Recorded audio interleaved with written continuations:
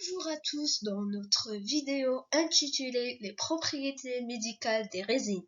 Elle a été réalisée par moi-même Nesrine Haboud, Moussenna Amira, Belhadi Sheima, Boudaï Razan, Gulmin Salah et Kerkesh Bouchra. Nous sommes toutes des étudiantes de pharmacie industrielle de la faculté de pharmacie de Alger. Nous présentons cette vidéo pour un but informatif pour vous expliquer les propriétés de la résine. Veuillez continuer la vidéo jusqu'à la fin. Au début, nous avons notre plan. Premièrement, une introduction. Deuxièmement, les plantes productrices des résines. Troisièmement, la classification des résines. Quatrièmement, composition chimique. Cinquièmement, propriétés médicinales. Sixièmement, les applications thérapeutiques et industrielles. Septièmement, les effets secondaires et précautions. Et dernièrement, une conclusion, n'est-ce pas, les références bibliographiques.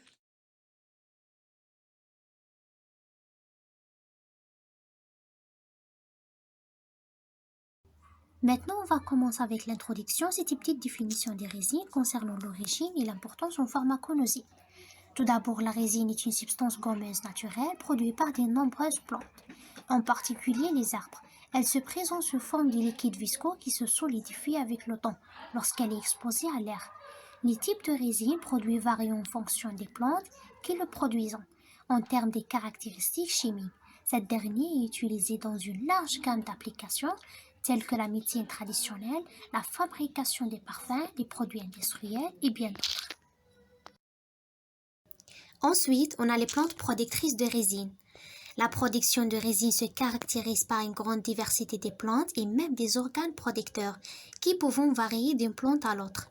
On trouve d'abord, premièrement, le pin ou bien le Pinus spp, le Piptrocarpus spp, le Cupersus spp.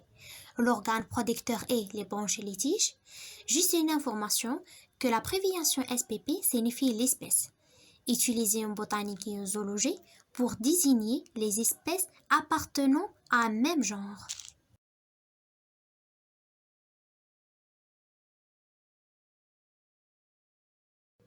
Pour le deuxième groupe, on a le Commiphora spp et le Boswellia spp.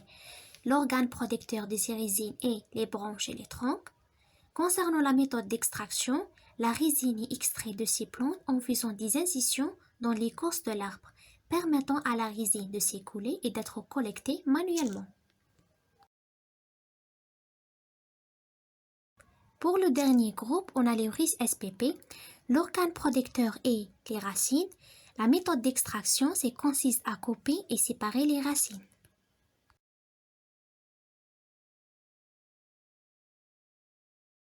En ce qui concerne la production, les plantes les plus productrices de résine sont celles appartenant aux familles de pin, de nonce et de kaou, qui ont grande capacité à produire et à stocker de la résine. En revanche, les plantes moins productrices de résine sont généralement celles des familles de la myrrhe, de cyprès et du sumac, dont les quantités de résine extraites sont plus faibles. Le facteur commun entre toutes les plantes produisant de la résine véritable est qu'il s'agit d'un mécanisme de défense sur lequel les plantes campent. Elles produisent de la résine comme un moyen de se protéger des blessures et des organismes microscopiques tels que les bactéries, les champignons, etc. Troisièmement, la classification des résines. Depuis les années 80, plusieurs classifications ont été proposées en fonction de la viscosité, le mode de polymérisation, de l'indication clinique ou de la taille des charges, qui est actuellement le critère de classification le plus utilisé. Premièrement, en fonction de viscosité, mode de polymérisation et des indications cliniques. La viscosité, on a des résines fluides, moyennes ou compactables. En fonction de mode de polymérisation, chémopolymérisables, on a des résines photopolymérisables et duales. En fonction des indications cliniques requises, on a des résines antérieures, postérieures et universelles. En fonction de la taille des charges, on a des résines en macrocharge ou traditionnelles, microcharge ou hybrides.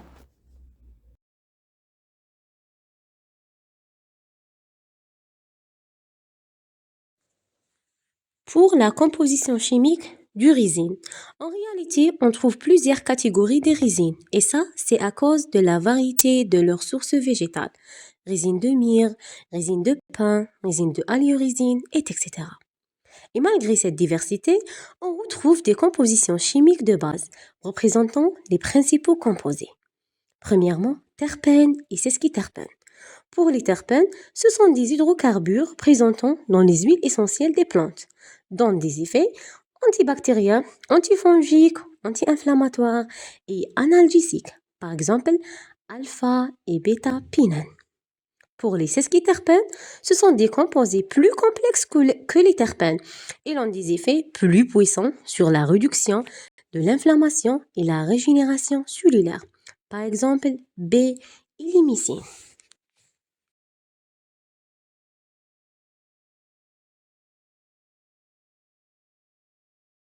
Deuxièmement, on a les acides résiniques. Ce sont des composés d'acides organiques et ce sont responsables des propriétés anti-inflammatoires, analgésiques et antimicrobiens.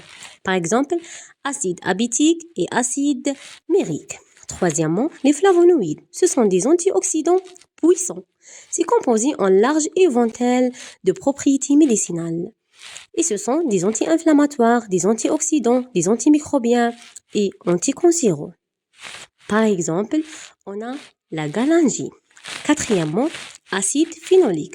Ce sont des composés organiques contenant un groupe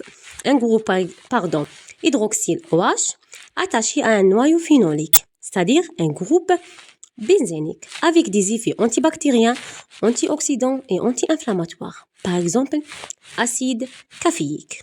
Cinquièmement, les composés volatiles, c'est-à-dire les huiles essentielles. Ce sont des extraits concentrés provenant des résines et des plantes et sont souvent responsables des propriétés antiseptiques, antivirales, antifongiques et ce sont des calmants des résines médicinales. Par exemple, l'hémonène. Sixièmement, triterpènes. Ce sont des composés complexes, possèdent des propriétés anti-inflammatoires, antibactériens, antifongiques et anticancéreux.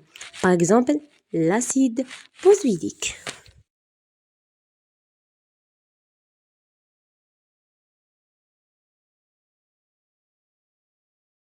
Les propriétés médicinales des résines. Les résines possèdent de nombreuses propriétés médicinales exploitées depuis l'Antiquité, qui sont premièrement les propriétés antiseptiques et antimicrobiennes. Cela est dû à la présence des composés phénoliques, terpéniques et aromatiques qu'il contient, en inhibant la croissance des bactéries, des champignons et de certains virus.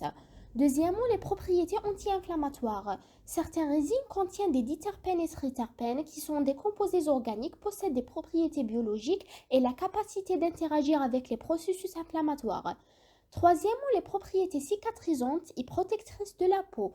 En créant une couche ou une barrière protectrice à la surface de la peau, agit contre les agressions extérieures telles que la saleté et les bactéries. La génération tissulaire en favorisant la cicatrisation des blessures et la réparation des tissus et la protection contre infection en empêchant les bactéries d'affecter les plaies. Quatrièmement, les propriétés expectorantes et respiratoires aident à fluidifier les sécrétions bronchiques et à les éliminer. Cela aide beaucoup dans les cas de toux grasse, bronchite ou les infections respiratoires. Cinquièmement, les propriétés détoxifiantes. Les résines ont la capacité de lier des substances toxiques ou des ions spécifiques pour aider à les éliminer du corps. Par exemple, les résines échangeuses d'ions peuvent traiter l'hypercalémie, qui est une élévation des concentrations de potassium dans le sang et à réduire les taux de cholestérol. Sixièmement, les propriétés analgésiques. Certaines résines contiennent des composés agis comme des analgésiques naturels, en soulageant les douleurs associées à une inflammation et les douleurs musculaires. Septièmement, les propriétés antioxydantes. Les résines contiennent des polyphénols et des flavonoïdes qui neutralisent les radicaux libres, protégeant les cellules contre les dommages oxydatifs. Par exemple, la propolis est riche en antioxydants et utilisée pour renforcer l'immunité et ralentir le vieillissement. Huitièmement, les propriétés digestives et gastro-intestinales. Les résines agissent comme protecteurs gastriques, réduisant l'inflammation dans l'estomac et l'intestin pour épaiser les muqueuses gastro-intestinales irritées ou enflammées. font une barrière protectrice sur la muqueuse, aident aussi à stimuler la production des sucs digestifs en améliorant le processus de digestion et réduisant les symptômes. Propriétés sédatives et apaisantes, les résines aromatiques peuvent agir sur le système nerveux central pour réduire le stress, l'anxiété et favoriser le sommeil. Dixièmement, les propriétés immunomodulatrices, les résines peuvent influencer la fonction du système immunitaire en agissant soit pour renforcer les défenses de l'organisme, soit pour moduler une réponse immunitaire excessive.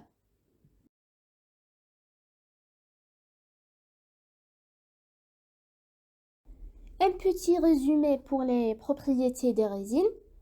On a anti-inflammatoire, sédatif et apaisante, expectorante et respiratoire, digestif et gastro-intestinale et antiseptique, antimicrobienne et immunomodulatrice.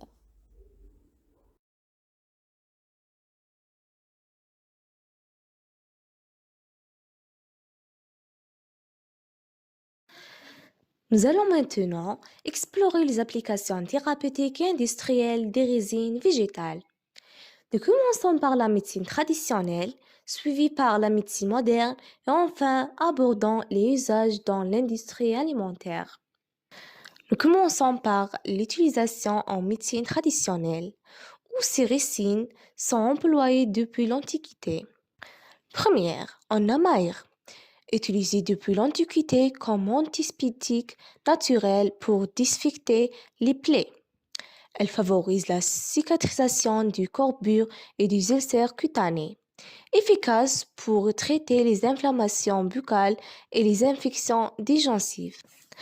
Deuxièmement, baume du Toulet et du Pureau. Traditionnellement utilisé en inhalation pour soulager les infections respiratoires comme la bronchite et la toux. Appliqués sur la peau, ils sont efficaces pour traiter les dermatites, eczéma et plaies superficielles. Troisièmement, térébenthine.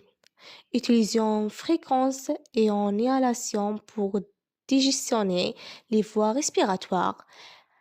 Elle apaise les douleurs articulaires et musculaires grâce à ses propriétés chauffantes et anti-inflammatoires.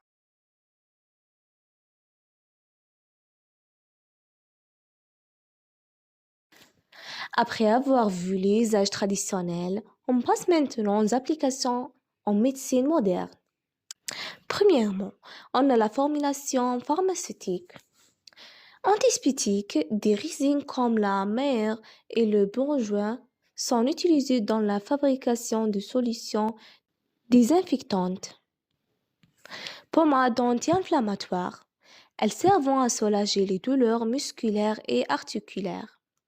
Et on a aussi le sirop expectorant, contenant des extraits de résine telles que la baume du Toulet et l'ouvre à dégrader les branches et fluidifier les sécrétions. Deuxièmement, utilisation cosmétique. On a les crèmes anti-âge. Grâce à leurs propriétés antioxydantes, les résines permettent de réduire les rides et d'améliorer l'élasticité de la peau. Et on a aussi produits cicatrisants. Les pommes et pommades à base de résine sont utilisées pour réparer les tissus abîmés et prévenir les infections cutanées. Enfin, examinons les applications dans l'industrie alimentaire. Première, agents aromatisants. Certaines résines, comme le bourgeois et la mastic, sont utilisées pour parfumer les confiseries, les chewing-gums et les boissons. Deuxièmement, agents conservateurs. Les résines possèdent des propriétés antimicrobiennes naturelles, ce qui permet de conserver certains aliments plus longtemps en favorisant le développement des bactéries et des moisissures. Effets secondaires et précautions. D'après une étude récente, près de 10% des réactions allergiques cutanées sont causées par des substances naturelles comme les résines. L'exposition excessive aux résines peut entraîner des symptômes toxiques et des complications médicales en fonction du type de résine, de la voie d'administration et de la dose absorbée. On commencera alors par les doses toxiques. Chaque résine a une dose toxique précise, comme les résines du cannabis. Une consommation excessive plus de 50 à 100 mg peut entraîner des effets psychoactifs graves. Par rapport à la résine du myrrhe ou d'encens, une ingestion supérieure à 1 ou 2 grammes par jour peut être irritante pour la muqueuse digestive. Par rapport aux résines contenant des phénols ou des terpènes comme le chlorophylle, une grande quantité peut provoquer une toxicité systémique.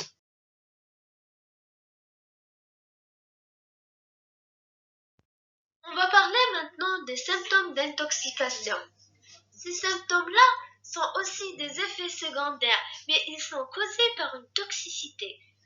La toxicité aiguë, par voie cutanée, qui provoque une irritation sévère, rougeur, dermatite de contact, par inhalation, causant des maux de tête, des nausées, des vertiges et des irritations de la voie respiratoire, par ingestion, causant des douleurs abdominales, vomissements, diarrhée et nausées.